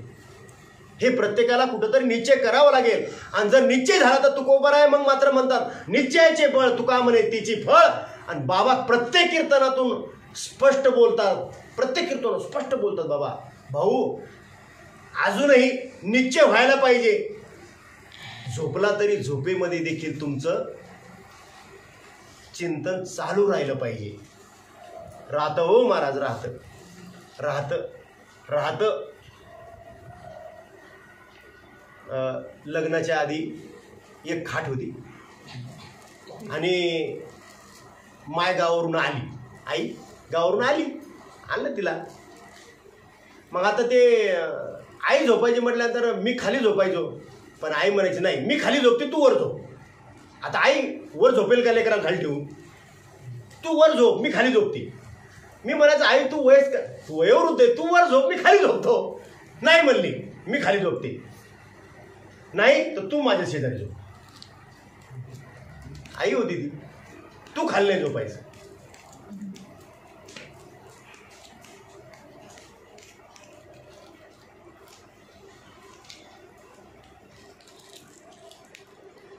महाराज झोपलं ना की ते पलंग खाली थर थर थर थर थर हालायचं. आई उठायची, अय काय झालं तुला? काय होत असेल मला सांगा बरं तुम्ही. ते पलंग थरथर हालायचं माझ्या सहित. काय होत असेल झोपत? हो ते रात्र म्हणजे झोपलो तरी ते पलंग हालायचं कारण ती अवस्था रात्रभर ती उठवायची. आलो ए काय झालं तुला? मग तेव्हा कळायचं की अरे राम हमारा जप करे हम बैठे आराम, हम झोपी आराम. झोपल्यानंतरही तो चिंतन करतोय. हा अनुभव झोपलेल्या माणसाला कसा येईल हो? पण जो शेजारी माझी माय झोपायची, माय सांगायची आणि माय मला जागेनं उठ करायची. महाराज ध्यास जर लागला तर ते शक्य आहे. फक्त साधकाला आता दुसरं काहीच राहिलं नाही. अनुग्रह मिळाला, प्रबोधही झाला म्हणतात, पण ध्यास लागला पाहिजे. आणि ध्यास जर लागला ना, काय नाही होती भिंगुरटी होती, भिंगुरटी आळी होती, आळी तिला ध्यास लागला. कारण ती भिंगुरटी यायची, ती आळीला काय करायची, टोचा मारायची. ती मोरू देत नव्हती, ती आणायची पकडून. पण महाराज ती आल्यानंतर ती जिवंत आहे का मेलेली, ती टोचा मारायची. आता येणार आहे टोचणार आहे, आता येणार टोच. तिला ध्यासच लागला त्या भिंगुरटीचा. एक वेळ असा आला की त्या आळीला पंख फुटले, ती सुद्धा भिंगुरटी झाली. हो, देव पावायची गेलो, देव तेथेची होरी ठेलो. महाराज ती अवस्था आपल्याला अनुभवायला येऊ शकते का? अरे तुकोबाराचे आपण वंशज आहोत, श्रीपाद बाबाचे आपण वंशज आहोत. त्यांना जर ती अवस्था प्राप्त होऊ शकते तर आपल्याला काय अवघड आहे? काही अवघड नाहीये, सोपं आहे. पण ती गोष्ट मात्र ठरवावी लागते. आपण प्रपंचामध्ये सगळ्या गोष्टी ठरवून करतो. उद्या सकाळी काय भाजी करायची हे कधी ठरवतो? रात्री ठरवतो. तेव्हा भाजी होती सकाळी. सकाळी काय करायचं, भात घालायचा का नाही, का फक्त बाजरीची भाकर जेवारीची भाकर द्यायची, हे रात्री ठरवलं जातं. म्हणजे प्रपंचामध्ये कोणती गोष्ट आपण ठरवल्याशिवाय करत नाही. कुठलीच गोष्ट. लग्न ठरवून होतं का? एका दिवशी लग्न होतो? आतापर्यंत आपण मुलामुलीचे लग्न केले असतील, आपण ते लग्न ठरवून केले का बोलले लगेच लग्न झालं? म्हणजे लग्न ठरवू नये, स्वयंपाक ठरवू नये, महाराज प्रपंचातली नोकरी ठरवू नये. सगळ्या गोष्टी आपण प्रपंचामध्ये ठरवून करतो, पण परमार्थ मात्र ठरवून करत नाही.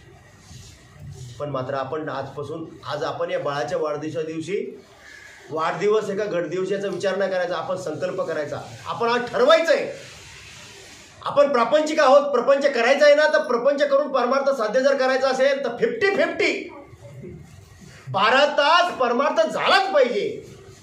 तेव्हा मग 12 तास झोपेमध्ये जरी तुम्ही असाल तरी तुमचा रोम रोम भजन करेल. महाराज आठवा जरा ते कुरुक्षेत्र. भीष्माचार्यांनी प्रतिज्ञा केली की उद्या सूर्यास्तापर्यंत ही पृथ्वी निष्पांड होईल. महाराज ती भीष्म प्रतिज्ञा होती. अहो रात्रभर 5 पांडवांपैकी 4 पांडव झोपलेच नाही. उद्या आपण मरणार आहोत. अहो ते झोपले नाही, जाऊ दे. आपल्याला जर उद्या मरायचं कळलं तर आपण झोपू का? महाराज 4 पांडव झोपलेच नाही. द्रौपदी माता हैराण, काय करावं, कसं करावं. कृष्ण भगवंताला बोलवलं. कृष्ण भगवंतानी पाहिलं तर 4च पांडव काळजी करतायत, 5वा कुठे माझा? सखा कोण त्यांचा? कृष्ण भगवंताचा सर्वात सखा जवळचा कोण पांडवापैकी? अर्जुन. तर ते म्हणले कुठे बघा, बोलवा, आपण काहीतरी योजना काहीतरी आखू. महाराज हे पाहायला गेले तर अर्जुन त्याच्या त्या कुटीमध्ये, त्या तंबूमध्ये, आपल्या भाषेमध्ये तंबूमध्ये, वारीच्या वाट्यात तंबू असतात तसे तंबू असतात त्या युद्धाच्या ठिकाणी, तशा त्या तंबूमध्ये महाराज घोरत होता. तेव्हा हे सगळे म्हटले उद्या आता हे मरणार आहे, हे झोपलं.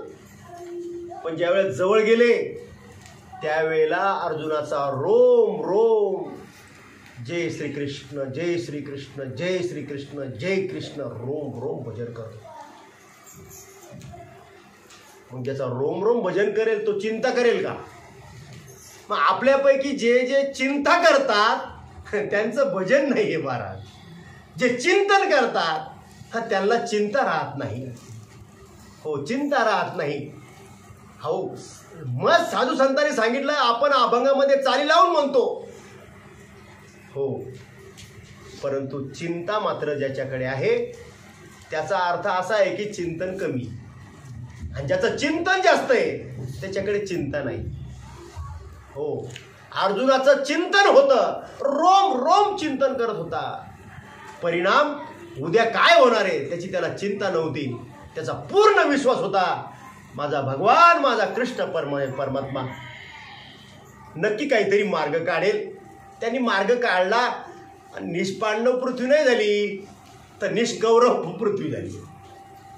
म्हणजे एवढा दृढ विश्वास होता. तो कशाच्या जोरावर होता? त्याला कारण आहे चिंतन. एवढा विश्वास जो होता तो कशाच्या जोरावर होता? तो चिंतनाच्या जोरावर. मग आपल्या अंतःकरणामध्ये तो विश्वास निर्माण होईल. कशाच्या जोरावर? तर मला वाटतं चिंतनाच्या जोरावर. मग करायचं झालं तर परमार्थामध्ये दुसरं आपल्याला काहीच करायला सांगितलं नाही. बाबांनी प्रवचनाला बसावं. कधीच तू मन हे मीच करी, माझी या भजनी प्रेम धरी, सर्वत्र नमस्कारी मज एकाते, अशी ओवी घेऊन कधीच प्रवचनाला बाबांनी सुरुवात नाही केली. कधीच नाही. ओवी कधीच बोलली नाही. सरळ सरळ त्याचा अर्थ वाचायची. काय अर्थ तो? तर त्यांनी सांगितलं की आता भगवान ब्रह्मरूप होण्याचा अधिकार वेदाने सांगतात. त्यात प्रथम आपले मन तू मद्रूप कर, नाहीतर माझा प्रेमाने भजन करणारा भक्त हो, असं बोलायचे बाबा. म्हणजे ओवी सुद्धा बोलत नव्हते. म्हणजे साधकाचा वेळ एक क्षणही ते वाया घालवत नव्हते. बरं, हे प्रवचनाला बसल्यावरच नाही तर बाबा आले घरी, ताई जर भाकरी करत असली ना तर बाबा घरात म्हणजे खोलीमध्ये बसत नव्हते, डायरेक्ट त्या भाकरीच्या चुली जाऊ. म्हणजे पाणी आणून द्यायचं काम नाही, तिथंच पाणी घ्यायचं आणि तिथंच बसून बाबाने ज्ञानेश्वरी सांगायला सुरुवात करायची. ताई तू भाकरी करती, तुझ्या भाकरीला पापडा येतो का? बाबा काय अवघड नाही म्हणले, चांगलं पीठ मळलं ना, हो, आणि चांगलं ताव्यावर भाजली ना, बरोबर चुली लावलं की पापडा निघते. आता बाबाला हे सांगायचं होतं का? बाबाला हे सांगायचं नव्हतं, पण सांगण्याची रीत अतिशय सोपी होती. ताई हा पापडा जसा येतो भाकरीला तसा आपल्याला आला पाहिजे. बरं, या पापडासारखे त्या भाकरीपासून पापड जसा वेगळा होतो तसं तुम्हाला प्रपंचापासून या पापडासारखं वेगळं होता आलं पाहिजे. बरं, संसारी असावे असोनी नसावे, त्या पापडासारखं तुम्हाला होता आलं पाहिजे. भजन करावे वेळोवेळा. करता येत नाही? करता येत नाही? 100% करता येतं, करता येतं. तुम्ही जर केलं तर मला तुमच्या सहवासामध्ये आलेले नाही नक्की गुण लागतो, त्यांना लागतोच गुण. कोणी येऊ द्या, कसाही येऊ द्या, त्याला गुण हा लागतोच. मग आता दुर्दैव आहे, जर भाऊ जर माळकरी असेल तर ताईला माळकरी व्हायला काय अडचण आहे का? पण भाऊ जर कधी चिंतन अमावस्येला पौर्णिमेला करत असेल तर त्या माईवर काय परिणाम होणार आहे? आई वडील जर वारकरी असतील तर मुलं वाया जातील का? पण आई वडीलच करत नाही तर मुलावर कसा परिणाम होईल? ही आज वस्तुस्थिती आहे महाराष्ट्रामध्ये. साधकामध्ये ही घटना पाहायला मिळते तुम्हाला. म्हणून सर्व साधकाच्या चरणी मी अंतःकरणापासून विनंती करेन, धन्य आजी दिन. आजचा दिवस खरं धन्य आहे, कारण आपण जिवंत आहोत, कोरोनामधून आपण वाचलो आणि बाळाचा आज वाढदिवस आहे. खरंच धन्य आजी दिन.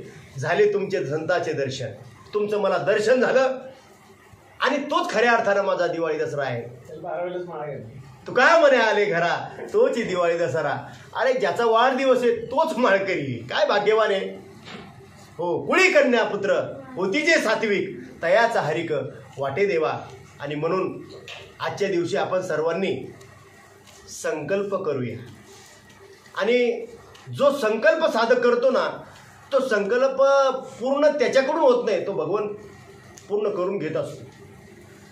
माझा तर तो दृढ निश्चय की हे आपण काहीच करत नाही. 4 वाजता आपण उठतो, मला अनुभव आला, 4 वाजता आपण उठू शकत नाही. आमच्या गावचा 200 एकर जमिनीचा मालक सावकार रात्री झोपला आणि सकाळी चुलती उठवायला गेली, चुलतीच ते आमची उठवायला गेली, दार उघडत नाहीत. कारण सकाळी आम्हाला कुठं जायचं होतं, नरसी नामदेवाला दिंडी घेऊन जायचं होतं. वारकरी होते, सगळी दिंडी सजवली होती, रात्रीची सगळी तयारी झाली होती दिंडीची. आणि सकाळी आमची चुलती उठवायला गेली, तात्या दार उघडणं. शेवटी तात्या काय येत नाही, तात्या काय येत नाही, आम्ही मंदिरावर वाट पाहत बसलो. आणि मग नंतर बातमी आमच्यापर्यंत आली की तात्या दार उघडत नाही. महाराज सगळे पोरं आलो आणि दार उघडत नाही. मग वर माडीवरनं गेले काही मंडळी आणि त्या दादऱ्यामधून आतमध्ये त्या उडी टाकली, खाली त्या पायरीने आतमध्ये गेले आणि तात्याला हलवलं. तात्याला जसं हलवलं तसं इकडले तात्या इकडे झाले.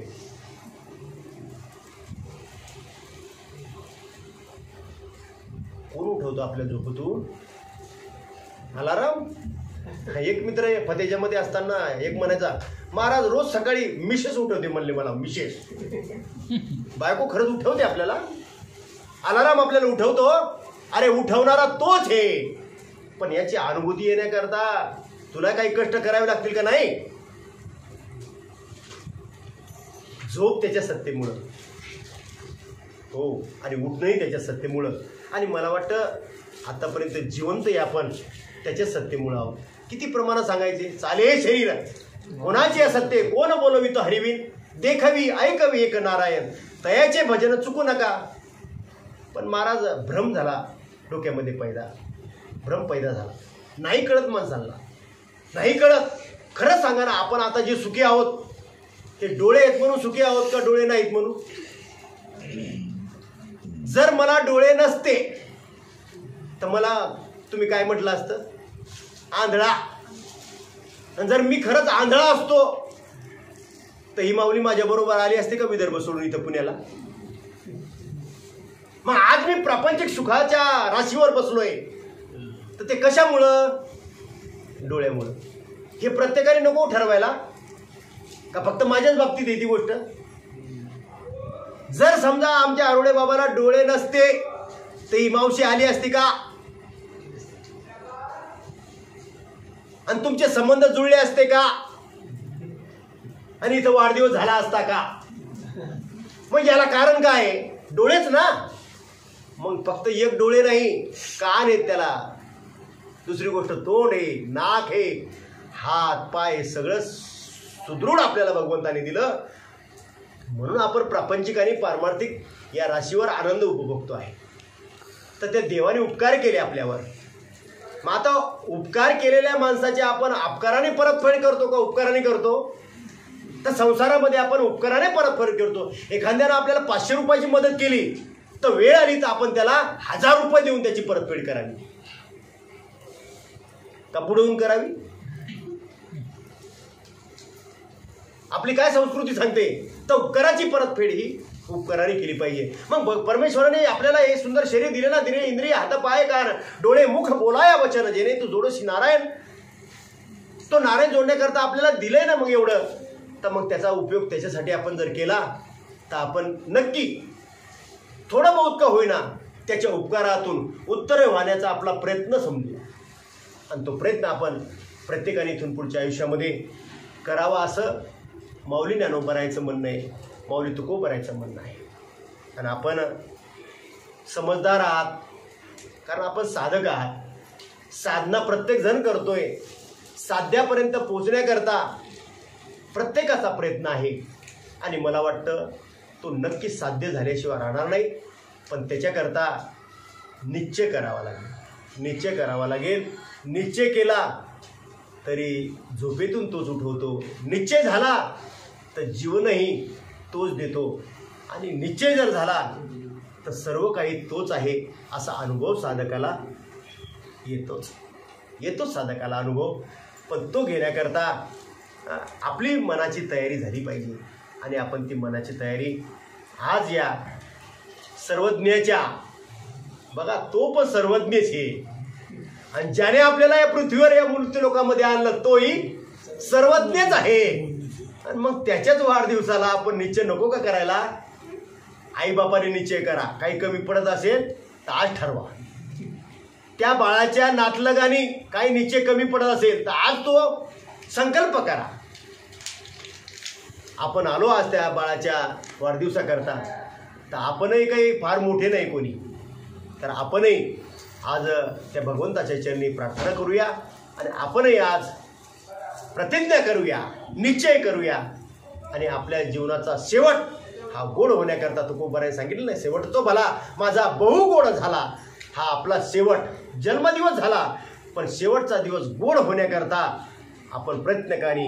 बाबांनी दिलेलं भगवंताचं नाम, त्या नामाची खऱ्या अर्थानं साधना, ते अनुसंधान आपण प्रत्येकाने प्रत्येक श्वासाबरोबर ठेवण्याचा प्रयत्न करूया. आणि मला वाटतं तो प्रयत्न एक ना एक दिवस आपला सफल झाल्याशिवाय राहणार नाही.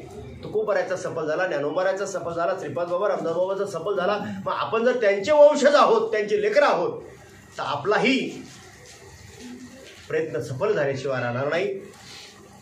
आणि तो व्हावा हीच आजच्या दिवशी मी पांडुरंगाच्या चरणी, माऊली ज्ञानोबा तुकोबारायच्या चरणी, समर्थ सद्गुरू सच्चिदानंद श्रीपाद बाबा रामदास बाबाच्या चरणी प्रार्थना करतो.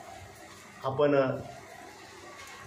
एक तासभर, एक अर्धा तास आपण आजच्या या बाळाच्या जन्माच्या दिवशी काही गोष्टी श्रवण केल्यात, काही गोष्टी ऐकल्यात, तर त्यावर फक्त अंमलबजावणी करण्याचा आपण प्रयत्न करावा अशी सगळ्यांच्या चरणावर हात जोडून नम्र विनंती करतो. बोलता बोलता एखादा शब्द वेडावाकडा गेला असेल, म्हणजे वाढदिवसाच्या दिवशी वाढदिवसाचं काही बोललं गेलं नसेल, काही चुकीचं बोललं गेलं असेल, ज्ञानेश्वरीच्या ओवीला धरून काही तुम्हाला चुकीचं वाटलं असेल तर त्याबद्दल मी आपल्या सर्वांची क्षमा मागतो. झालेली सेवा बाबांच्या चरणी, माऊली तुकोबा ज्ञानोबाच्या चरणी, पांडुरंगाच्या चरणी अर्पण करतो. आणि माझ्यासमोर तुम्ही प्रत्यक्ष बाबा स्वरूप असलेले सर्व साधकवृंद, माता भगिनी आपल्या सगळ्यांच्या चरणी सेवा समर्पित करतो. आणि पुन्हा एकदा सर्वज्ञाला इथून पुढचं आयुष्य, ज्याचा वाढदिवस आहे तो सर्वज्ञ आहे, त्याचं इथून पुढचं आयुष्य आईवडिलाच्या सेवेत जावं. हो, या धर्माच्या, संप्रदायाच्या, साधू संतांच्या सेवेत जावं. आणि काय नाही, एका बाजूला ज्ञानोबा आहेत, एका बाजूला तुकोबा आहेत, नक्कीच जाणारच आहे, त्याबद्दल शंकाच नाही. पण तरीसुद्धा भगवंताच्या चरणी प्रार्थना करतो की त्याचं आयुष्य आईवडिलाच्या सेवेत, धर्माच्या सेवेत, देशाच्या सेवेत जावं आणि त्याचं जीवन आनंदाचं, सुखाचं, समृद्धीचं, भरभराटीत जावं अशी भगवंताच्या प्रार्थना करतो. आणि या सेवेला या ठिकाणी विराम देतो. पुंडलिक वरदे हरी विठ्ठल, श्री ज्ञानदेव तुकाराम, पंढरीनाथ भगवान की जय, माऊली ज्ञानेश्वर महाराज की जय, जगद्गुरु संत तुकाराम महाराज की जय, सच्चिदानंद श्रीपाद बाबा की जय, सच्चिदानंद रामदास बाबा की जय, अवधूत चिंतनम श्री गुरुदेव दत्त गोपाल कृष्ण भगवान की जय. विठ्ठला विठ्ठला आता विश्वात्मने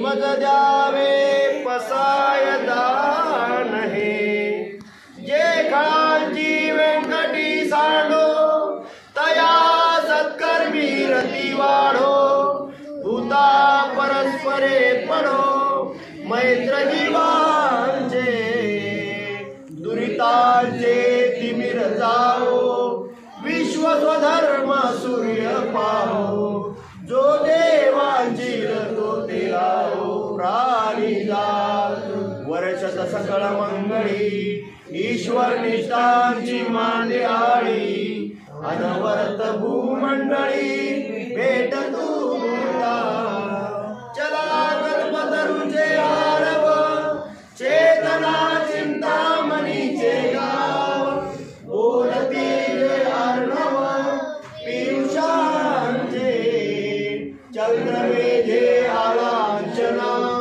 मातंड जे तापहीन, ते सर्वही सदा सज्जन, सोये होतो किंबहुना सर्व सुखी, पूर्ण होईल लोकी, भजियो आदि पुरुषी अखंडित, आदि ग्रंथ उपजिये विशेष लोकिये, द्रष्टा विजय होवावे, एकमये श्री विश्वेश्वराओ, राहुल दान पसाओ, येणे वरे ज्ञान देवो, सुखिया दारा, सुखिया दारा, सुखिया हरि ओम. शांती शांती शांती. सदा सर्वदा योग तुझा घडावा, तुझे कारणी देह माझा पडावा, उपेक्षू नको गुणवंता अनंता, रघुनायका मागणे हे आता, जे जे रघुवीर समर्थ